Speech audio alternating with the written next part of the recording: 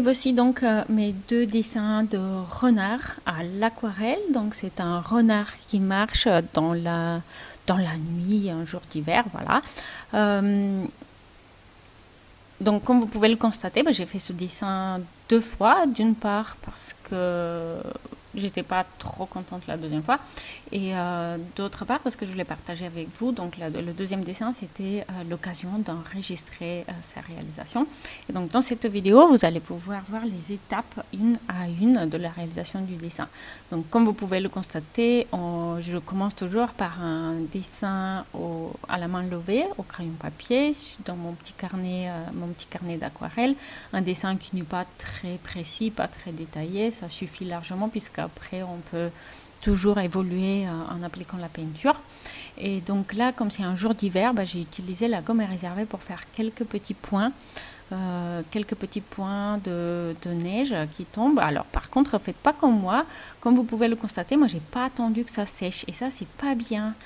Franchement, la gomme à réserver, il faut qu'elle sèche un tout petit peu pour qu'elle puisse vraiment laisser des petites taches blanches. Donc c'était une erreur que j'ai faite parce que j'avais pas beaucoup de temps et que j'étais pressée. C'est vraiment dommage, et mon dessin il aurait été mieux en gardant les blancs. Donc là, j'ai commencé par faire le ciel. Le ciel, la première couche, ça consiste essentiellement à mouiller la feuille, et appliquer une première couche de bleu. Et puis par la suite, je vais appliquer d'autres nuances de bleu pour donner des nuances à mon ciel. Mais avant cela, justement, je vais faire aussi quelques ombres sur le renard. Les ombres d'ombre que je vais faire avec le même bleu.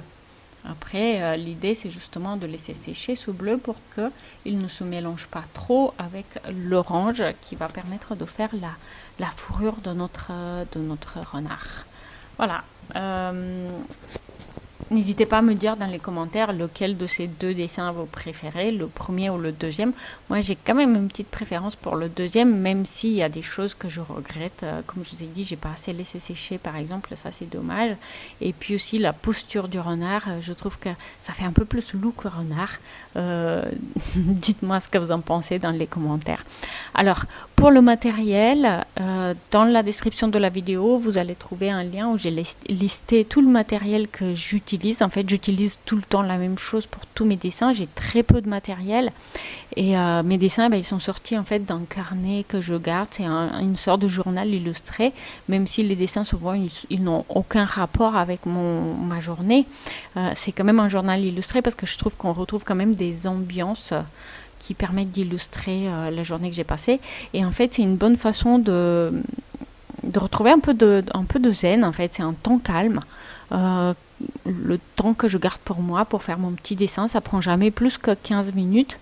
Donc là, la vidéo est à peine accélérée. Et comme je vous ai dit, j'ai pas vraiment respecté les temps de séchage, ce qui fait qu'il n'y a pas vraiment de blanc. Donc le temps de la vidéo, c'est vraiment le temps que ça m'a pris pratiquement pour faire ce dessin. Donc on peut toujours trouver 10 minutes dans sa journée pour faire un petit temps pour soi. C'est vraiment appréciable. Donc voilà, une fois que les ombres du renard sont bien séchées, j'ai commencé par appliquer de l'orange qui était d'abord pâle, et puis petit à petit je vais rajouter différentes nuances, parfois un peu plus jaune, parfois un peu plus rouge sur la fourrure pour donner un peu de volume, et puis rendre le dessin un petit peu plus intéressant.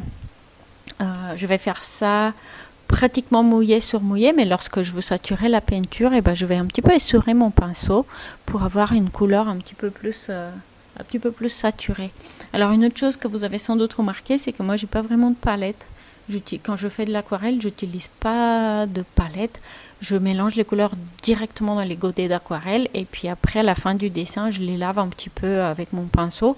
Je sais pas si c'est bien ou pas bien, mais en tout cas c'est ma façon de faire. C'est comme ça que j'ai pris l'habitude de faire. Donc là vous voyez comment j'ajoute des ocres orangés un petit peu plus foncés dans les parties où le corps du renard est à l'ombre.